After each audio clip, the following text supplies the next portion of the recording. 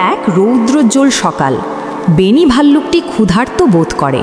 তিনি তার প্রিয় মধু যার জন্য পৌঁছেছেন, কিন্তু ও না, চলে গেছে।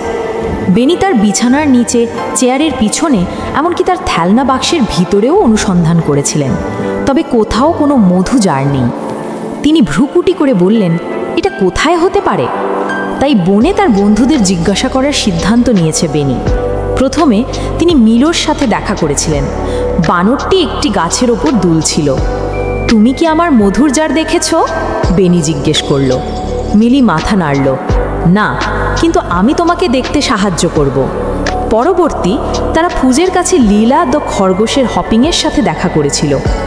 আমি এটা দেখতে পেলাম না, লীলা বলল, কিন্তু হয়তো বাতাসটা ঘুরিয়ে দিয়েছে।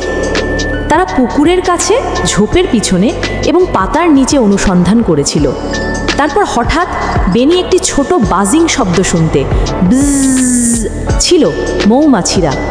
তারা একটি বড় জার উত্তোলনের চেষ্টা করছিল, যা তাদের হাইভের কাছাকাছি গড়িয়ে পড়েছিল।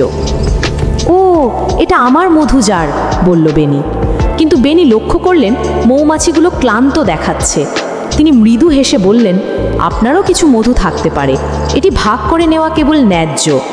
মৌমাছিরা আনন্দের সাথে গুঞ্জন করে এবং জারকে বেনির বাড়িতে ফিরিয়ে আনতে সহায়তা করে। সেদিন সন্ধ্যায় বেনি তার সমস্ত বন্ধুদের সাথে মধু ভাগ করে নিয়েছিল। সবাই হাত পা কেটে হাসল। দেখুন, লীলা বলল, আপনি যখন অন্যকে সাহায্য করেন তখন মিষ্টি সবসময় আপনার কাছে ফিরে আসে।